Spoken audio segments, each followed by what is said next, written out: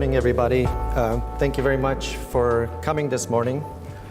I would also like to thank the Hamilton Academy of Medicine for inviting me. My presentation this morning is going to be covering 5 topics.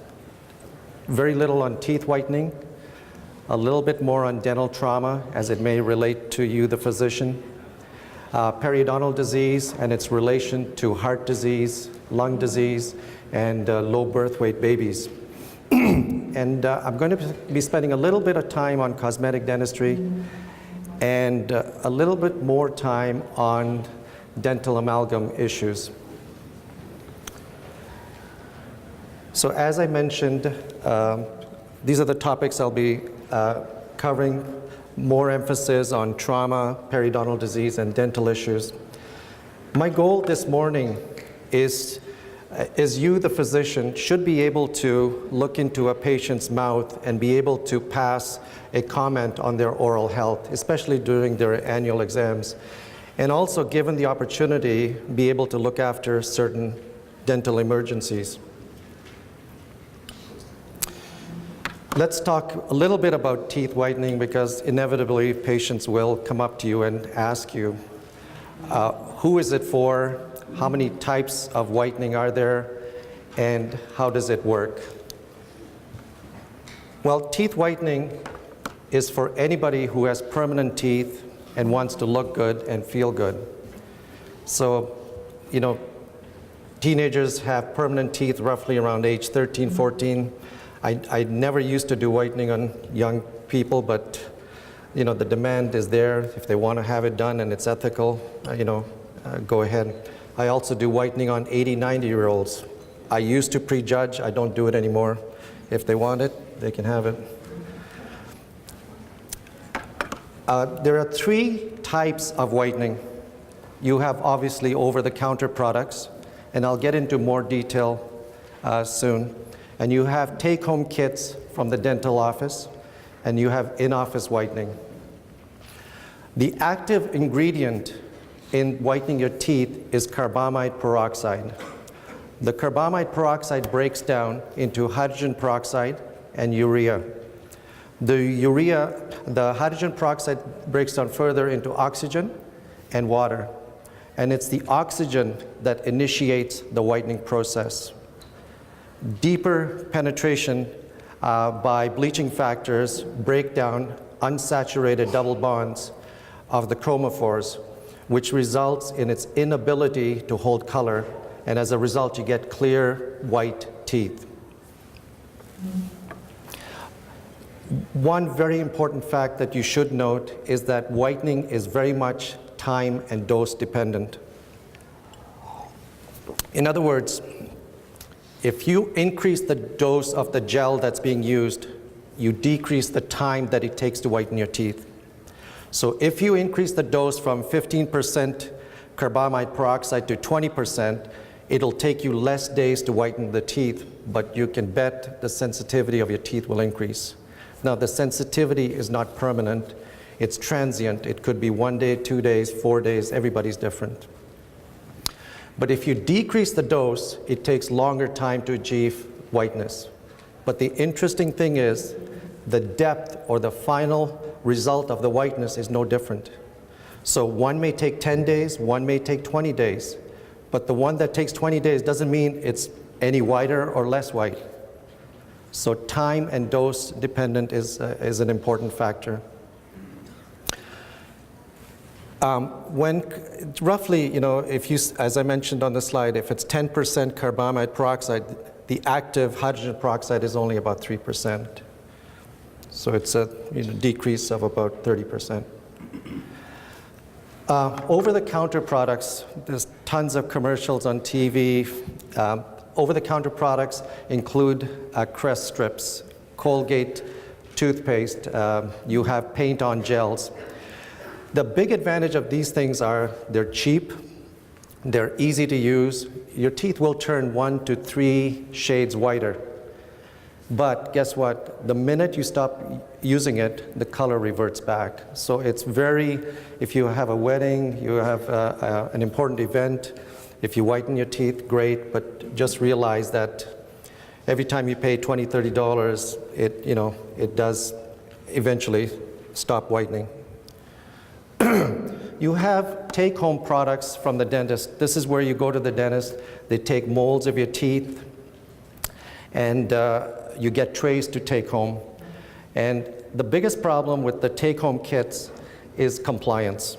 You're supposed to wear these trays in your mouth for 14 days, 8 hours a day, and nobody does.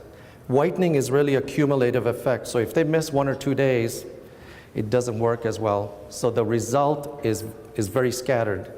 I actually, personally in my office, I don't recommend the over-the-counter products. I don't do take-home kits, because when the patient doesn't follow the instructions, they always come back and say to you, gee, it didn't work. So the compliance is a big problem, and I also found that sensitivity was an issue. In-office whitening, this is the best and only way to go, in my opinion. You have a longer lasting, greater depth of whiteness. So you basically go to the dental office. In my office, I put on 38% hydrogen peroxide on the teeth. It contains glycerin and distilled water, so it minimizes the sensitivity, and your teeth will turn 6 to 9 shades whiter in about 2 hours. I also give the patients a take-home kit, so that depending on how much red wine, coffee, tea they drink, or their lifestyle, they can touch up their teeth at home, and you'll pretty well maintain that whiteness. The problem here is you get whitening junkies. Overutilization of whitening products causes what is called a blue tooth syndrome. In other words, your teeth will start to become translucent and have a bluish tinge to it. And your teeth will not look very nice. So people that tend to whiten their teeth for 6, 7 months in a row, and there are, you have to be aware of that blue tooth syndrome. And of course, the sensitivity of your teeth will go up as well. I just want to share something else with you. Everybody's heard of laser whitening, Zoom whitening, Bright Smile. These are all marketing ploys. They really do not whiten your teeth any more than as if you used the gel product alone. In other words, what I'm saying is that if a patient had whitening done with just the gel product, and the other one had the gel product and a Zoom lamp, the person with the Zoom, the teeth will look whiter for about 4 or 5 days, and that's as a result of dehydration. Over the next 4 or 5 days, the tooth will become rehydrated with saliva, and guess what? The whitening will be the same as the person that just used the gel alone. All you ended up doing was paying a lot more money for the so-called laser whitening. By the way, everything I talk about, I have all references, and I've provided the references, so it's not something that I'm just talking. So when you hear about laser whitening or Zoom whitening, these are marketing ploys. They really don't long-term cause your teeth to be any whiter.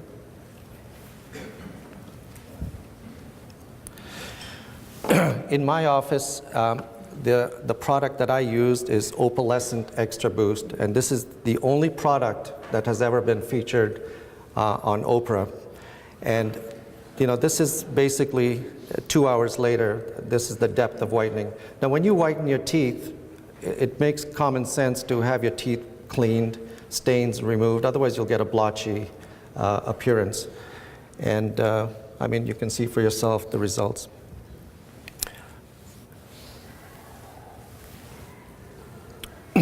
I'm now going to be talking about 3 types of dental trauma that you may encounter in your office, and then hopefully be able to give some advice to the patient. This young lady was in a car accident, actually in Dundas, and it wasn't the accident that damaged her front teeth. Believe it or not, it was the airbag. The airbag broke her front 2 teeth right off, pretty well midway, and she had a lot of bruising. I didn't show her face, but basically all I did here was reassure the patient and restore the teeth with composite resin, just white fillings. And I made it look, as you can see with the reflections and anatomy, made it look fairly natural. So she thought, she's about 20 years old, she thought it was the end of the world. And I was able to reassure her that, everything will be okay. This gentleman had an accident at work, and the tooth was broken off right at the gum line. So the first thing you may think of is extracting the tooth. I mean, that was an option I gave to the patient, but I said, I can perform root canal treatment. And once the root canal treatment is performed, I'm sorry, I don't have the slide, but there is a post that I put right into the root canal system itself, and followed by a crown. And it's, if you take a tooth out, the bone collapses and you don't get a very nice result. So I was able to explain everything to him, and you can see the result for yourself. So if you run into a situation like this, you can kind of reassure the patient that there is a possibility you can save that tooth. This lady was playing baseball and she got hit in the face. And the result was her upper right lateral incisor was knocked out or avulsed, and the central incisor was fractured. Success of treatment for this patient is very much time dependent. Reimplantation of the tooth within 30 minutes gives you very good prognosis. So if you're at a sporting event, at your kid's basketball game, hockey game, or if a patient calls you and you're given the situation that a tooth's been knocked out, what do you do? As I mentioned to you, time is a big factor. The first thing you need to do is hold the tooth by the crown. Do not hold the tooth by the root. And examine the root. You want to make sure there are no root fractures. If there's a root fracture, the tooth is history. If upon your examination you notice that the root is intact, rinse the tooth with bottled water if possible. If you have tap water and no bottled water, use whatever you can. And try to reimplant that tooth. Now, you might feel a bit squeamish about doing it, but believe it or not, when you put that tooth in, it actually snaps right back in. So reimplant that tooth. If you can reimplant that tooth, refer it to the dentist right away. If reimplantation is a failure, this is what you need to do right away. Place the tooth in saline solution. If you don't have that, put it in cold milk or saline gauze. Believe it or not, even under the tongue of the patient is a good place. And the last resort is cold water. And refer it to the dentist immediately. There are failures that I've had with reimplantation if it goes 40, 50 minutes. I don't know why, but 30 minutes seems to, success is very high, whether there's rejection or not. So in this particular case, I was able to reimplant the tooth, the lateral incisor, followed by root canal treatment, and followed by, I'm sorry I can't see it very well, but the root that was broken here, I was able to remove the piece. And this lady's got her teeth. This was, again, an accident case that I did not see it for a while. The two teeth were lost. I actually put in a temporary denture just to allow for healing. And once the healing took place, I was able to do permanent crown and bridge work. Actually, I whitened her teeth first and then did the bridge work, which is permanent, to match with her existing color of teeth. And she can bite into apples and do whatever she wants. What I'm now going to be talking about is periodontal disease and its relation to heart disease, lung disease, in particular pneumonia, and low birth weight babies. What is periodontal disease? Periodontal disease is an infection of the gums and bone caused by bacteria when allowed to colonize.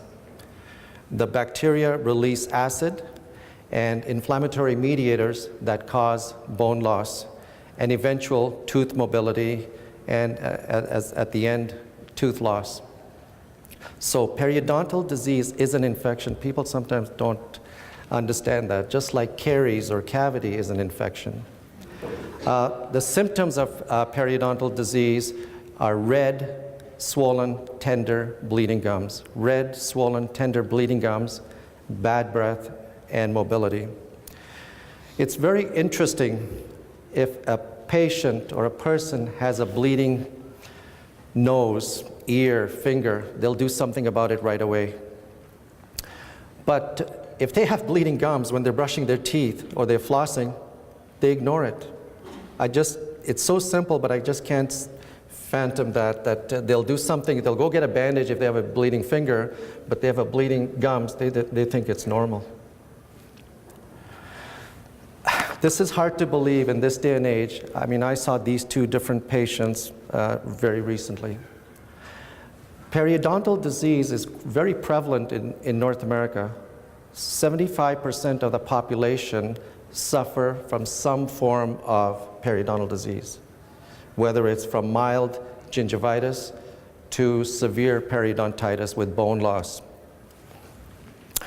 An interesting fact is people think when you floss your teeth that you're cleaning your teeth. The brushing cleans all surfaces of your teeth, and when you floss, you're actually mechanically cleaning your teeth. That's not true. The benefit of flossing is twofold.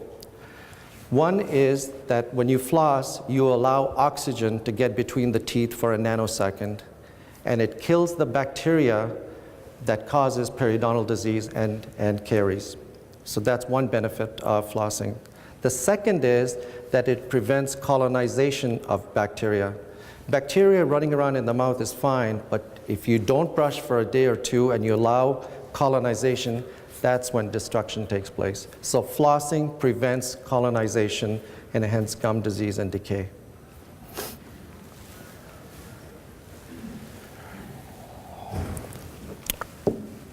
People with chronic gum disease have a higher risk of heart disease. And the theory behind this is that bacteria from the oral cavity enter the bloodstream and get attached to the plaques in the coronary artery, and they start to cause occlusion.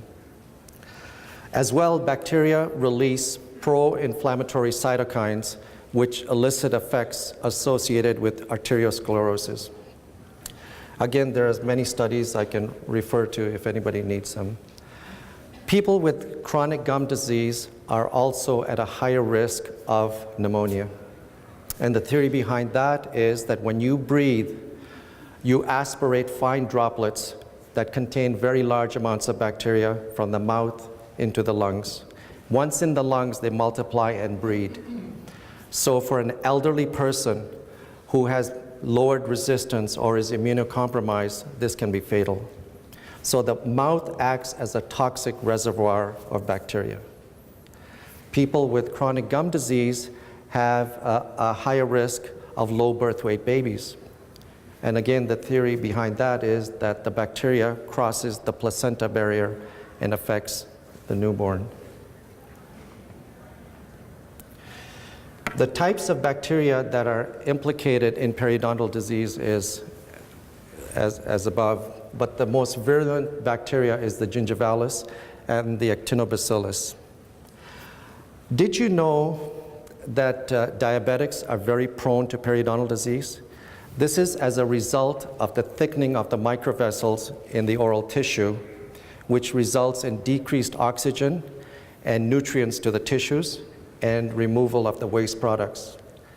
The other issue is you have impaired neutrophil function, which results in decreased phagocytosis, decreased chemotaxis, and an increase in superoxidase release, which all causes the periodontal ligament to break down. Okay, a little bit of fun. Heart disease and gum disease did not kill these young men. Something else did. Poor guy.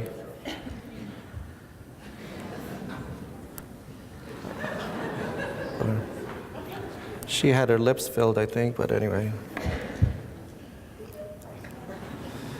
Okay, cosmetic dentistry. Cosmetic dentistry is basically destroying one's natural tooth structure and replacing it with something that's more pleasing to the eye.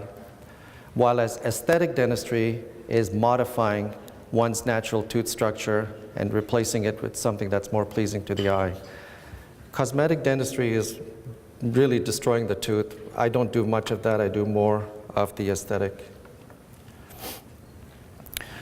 Obviously, to do a smile design or creating the best look you can for a patient, you need to do a workup, and this is all part and parcel of it. This is very important and interesting. When I create or design smiles, I try and incorporate these 7 design principles, and I'm not going to bore you with the 7, but what's very important in a smile, and you guys are all going to start looking at each other, because the most important feature about a smile is your maxillary central incisor. It's the most important part of that tooth is actually the size and the shape.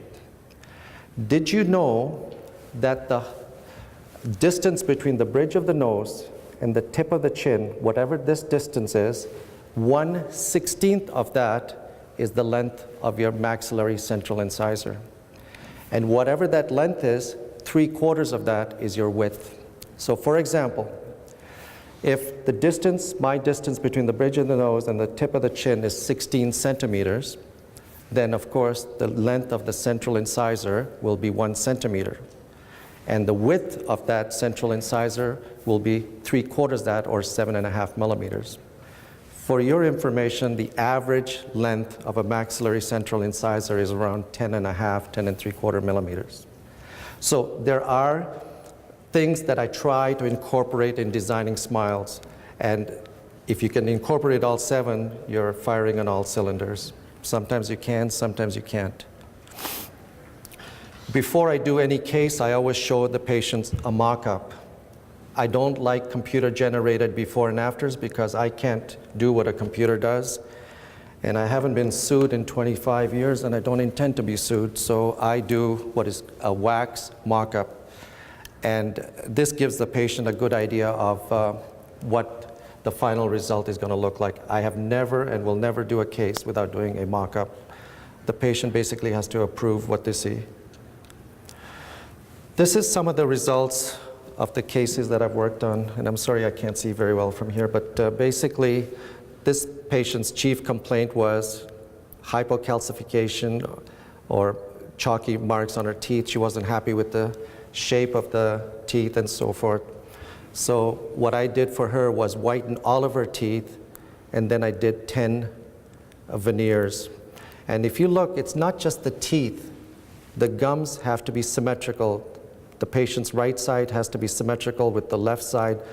And I use a laser, a soft tissue laser, to create that symmetry. It's important to shape the gums in a particular way and make them look symmetrical. This lady, believe it or not, came to me and said she wanted all her teeth removed. And she hadn't been to a dentist for 20 years. She lacked self-esteem. She was just not happy with herself. And I just told her to give me an opportunity. So long story short, I didn't do veneers here. There's a special material that's very translucent, very vital, very alive, called zirconium. And I basically did zirconium crowns on her, so you can see the difference. This is not just whitening. This was another case that was actually featured on CHTV. This is a lady from Milton. She had jagged, long teeth, an old crown, and so forth. And there's her final result. This was another case, a carpenter that came into the office. He hadn't been for a while. He had 4 daughters. He got them all looked after. But you can see their short, worn teeth, decay everywhere. And that's with him before. And it took about 3 months, and I fixed his teeth. One of the benefits of doing cosmetic dentistry is function. When you can restore a worn dentition, you definitely improve function. With improved function, the patient can chew better, they can digest their food better, and obviously the absorption of nutrients is better.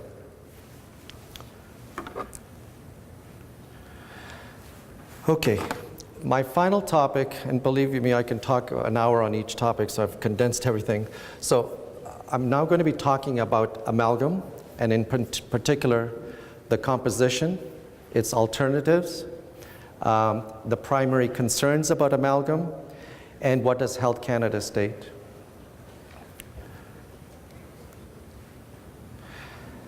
Amalgam consists of 50% mercury. The rest is silver, tin, copper, zinc. Amalgam has been around for 150 years, and it's still being used today. Anybody knows of another product that's been around for 150 years and it's still being used today? Well, it's Coca-Cola. So those are the only two products that I know that have been around for 150 years and it's still being used today. The three concerns about mercury fillings are as follows. The first is, over time, as you eat and drink hot and cold foods, the mercury fillings contract with cold temperatures and expand with warm temperatures. As they contract with cold temperatures, they actually pull away from your tooth or enamel. When they pull away, there is space created, and bacteria, which is present in everybody's mouth, seeps in between the tooth and the filling, and the result is recurrent or decay under the amalgam. When you have warm things over many years, the mercury fillings expand, and when they expand, they fracture teeth, and the result is again seepage of bacteria and decay under the restoration. The second concern is that politically there's an atmosphere in the community that mercury fillings are not good for you. Well, nobody has ever proven amalgam or mercury fillings are good for you or bad for you. But having said that, most countries in Europe have banned amalgam or mercury fillings. In my office, I can't take mercury fillings removed from patients and throw it on the sidewalk, in the garbage, in the toilet, in the sewage. I can't. I'll get a big fine. I have a guy come in every month, take out the waste, burn it in a special furnace. But imagine, I'll get a fine if I throw it somewhere, but I'm allowed to put it in your mouth. You know, there's a little bit of a hypocrisy there. I haven't done mercury fillings for 15 years. I just have my own feelings about it. The third concern is that environmentally, to produce and remove these mercury fillings, you're polluting the water and the air.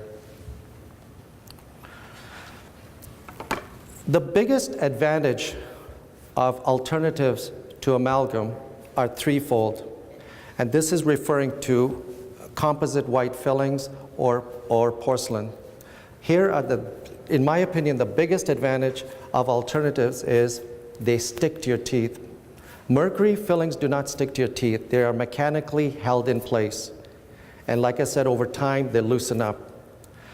But white composite fillings chemically and mechanically stick to your teeth. So there is no leakage. There is no contraction or expansion.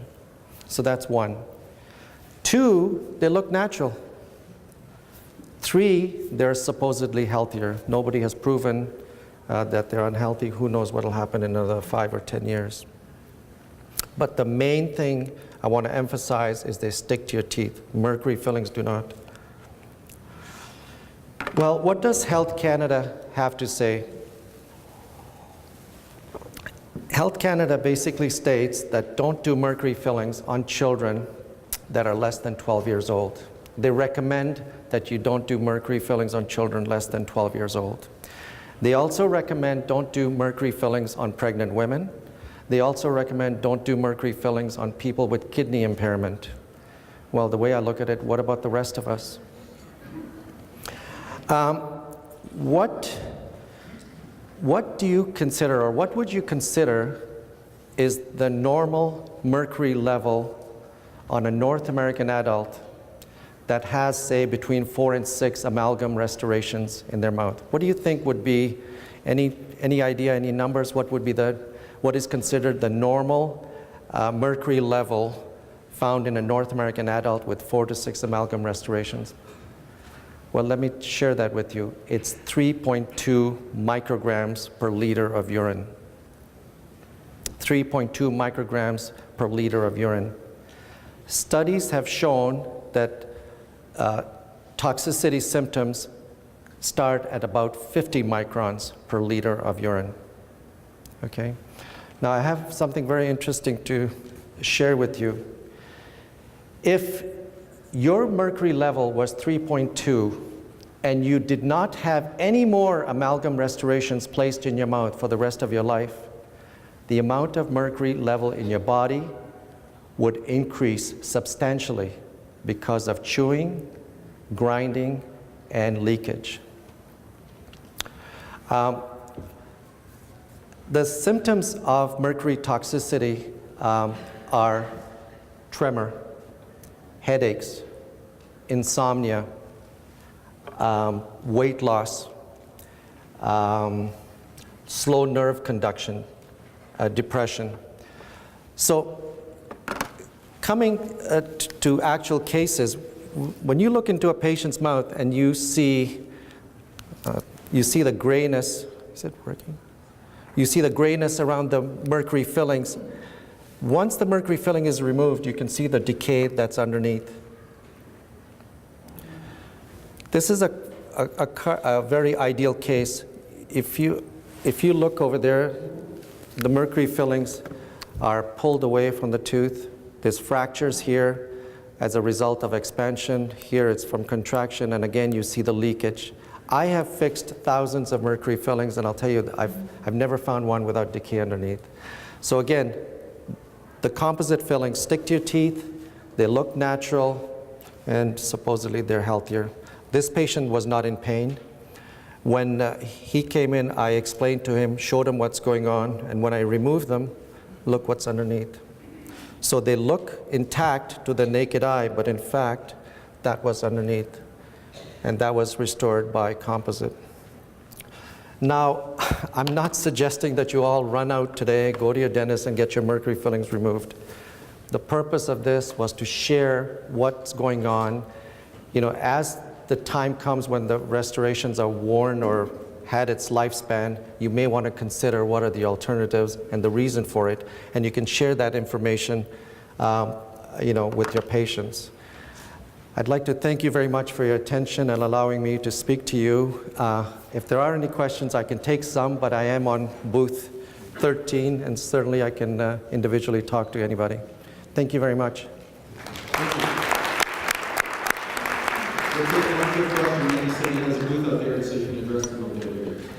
One of the common problems that we face are patients with bad breath, and whether it's dental or whether it's something else. Certainly we know there's a lot of health problems that create bad breath, but from a dentist's point of view, what's your approach? Should we be taking out other amalgam fillings? Okay, no, bad breath is really caused by, the most common is poor oral hygiene. That's one. Two, a lot of patients don't brush their tongues. A lot of microscopic food particles remain on the tongue. Bacteria utilize it and release products that cause the bad breath. So brushing your tongue is an absolute must.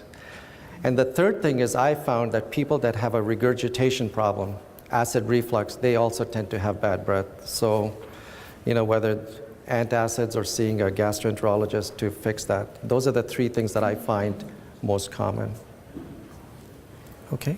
Thank you very much, Vineet.